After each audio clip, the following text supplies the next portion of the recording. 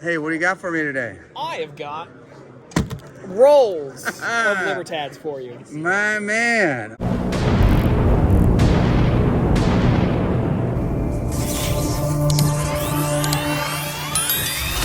If you find value in this video, be sure to hit that like button and subscribe.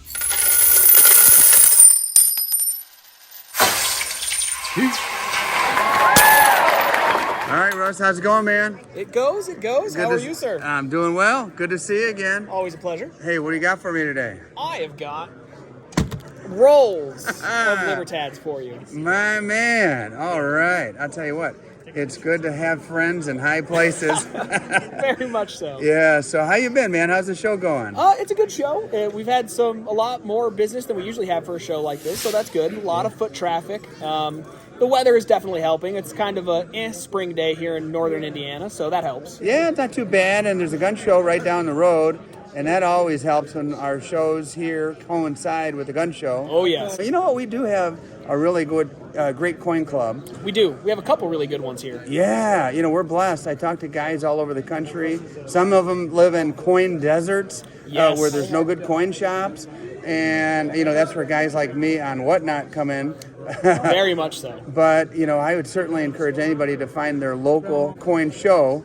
And like we were talking about earlier, a good turnout. The big talk amongst the precious metals community is silver nosedive. Oh, my gosh. Yes, big nosedive in silver. And gold took it in the shorts pretty hard, too. Yeah. No one, I'll tell you, I didn't really see it coming. I figured gold was going to pump more on the tariff news, especially since, we all know that the stock market is taken in the shorts. So it's just weird. I've heard a lot that a lot of the gold might just be some pretty heavy profit taking. Yeah. I have a hard time seeing it keep at those levels. It's got to keep going up, especially, with all the tariff stuff. But I've been wrong before, so Yeah. I don't know. I'm just riding the lightning, buying gold, and getting rid of it as fast as I can. Yeah, and you know what?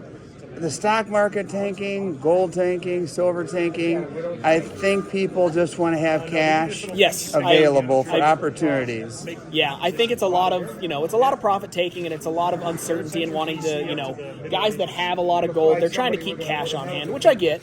So, in the next few months is really going to be kind of the litmus test for what it's going to do. Yeah. So, hey, we're at a coin show. Let's talk coins. Okay. Let's start with these Libertads. We were talking about you getting a hold of a crazy hoard.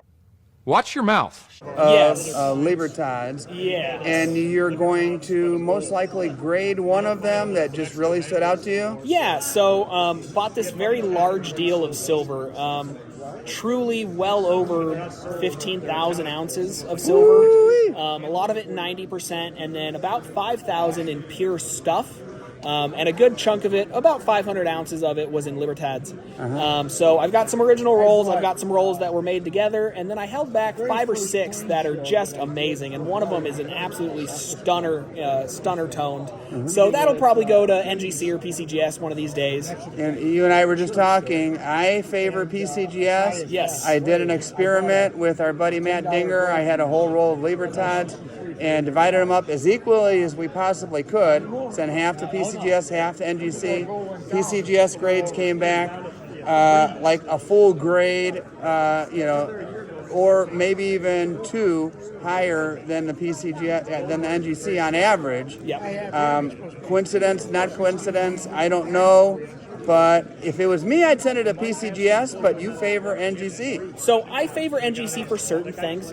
If it's a U.S. coin, it's always going to be PCGS for me. Okay. With very little exceptions. NGC I like for things in the U.S. world, like tokens and metals. Yeah. They're generally better at that. And then on the world side, NGC is actually the preferred grading service for world, for most of the world.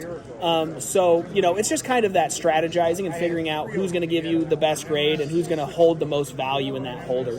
Right, and that's based on the guys who will be buying these coins for what holder they prefer it in. Correct. And NGC was really real sticklers. Yes. And really tough. So I guess if you're buying, the grade really is the grade, not inflated. But I don't know, Libertad lovers that have come out of the woodwork lately. I don't know if they would really care that much about that, but you would know better than me, buddy. Yeah, it really depends. It depends on the person. The kind of person that's going to pay up for a huge amount for just a really pretty Libertad. Yeah. Sometimes they care, sometimes they don't. Yeah.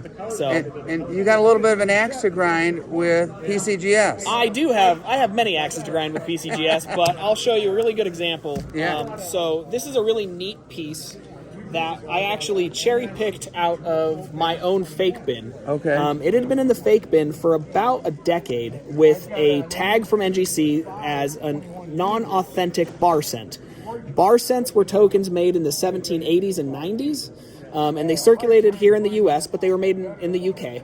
So I looked at it and I realized immediately that it is not an authentic bar cent, but it is a very, very desirable token from the 1860s. Okay, first of all, what's a bar cent? Yeah, like so a cent you buy a beer with, or what? Not so much. So it was named for the guy that designed it. Bar. That kind of bar. Yeah, and so essentially at this time in the 1780s and 90s, there wasn't small change yet. Okay. So tokens that were the size or about the size of a standard U.S. cent or things like that, these would circulate in the new country. This one, though, was done by a guy in 1862. His name was John Adams Bolin, and he was a very famous die maker in Massachusetts. And this is actually one of his first attempts at making dies. And so he made this as essentially a copy of the bar cent. Okay. A gentleman named John Lovett out of Philadelphia, who was the guy that actually did the Confederate cents. He found out about the dies. He bought them. He struck, they say, 50 in copper and 10 in silver, and then destroyed the dies. Okay. So this piece, I pulled out. I knew exactly what it was. I sent it to PCGS, and they graded it and came back with a grade of Unk Details Scratched, which is insane because it's just not scratched at all. Okay. And now, as you can see, it's in an MS61 holder. Yeah. And so this is about a $3,000 piece now. Okay, so for the average silver stacker or someone who's new to coin collecting, they'd say MS61. That's pretty low. My American Silver Eagles are MS70. Yes. Let's talk about that. That is an absolutely amazing grade, isn't it? For this, the finest known is about a 65. Okay. And when you get into these kind of grades, especially with this kind of material, you're really more wondering about the eye appeal and things like that to get that grade. I wouldn't have been surprised if this came back as a 2 or a 3. It has a really, really good look, but as a 1, it's okay. It's about a $3,000 token now in this kind of holder, and it's just a really, really neat piece. And like I said, it's one that was in our fake bin for about a decade because my predecessors didn't do as much exonumia as I did, and I was able to essentially fish it out and make it what it is.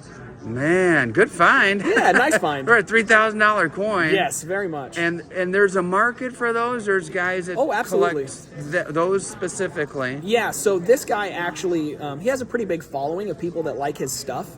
He was very, very prevalent in the 1860s and 70s.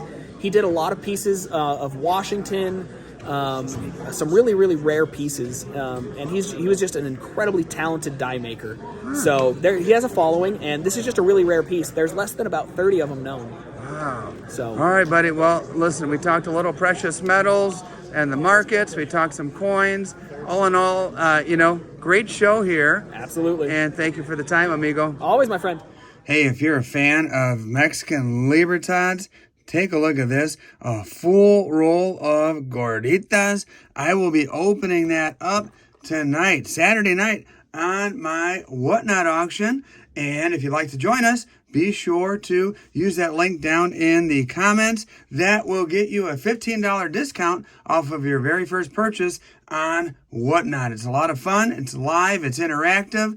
And Saturday night, 8 p.m. Central. Hope to see you there. Thanks, everybody. Peace.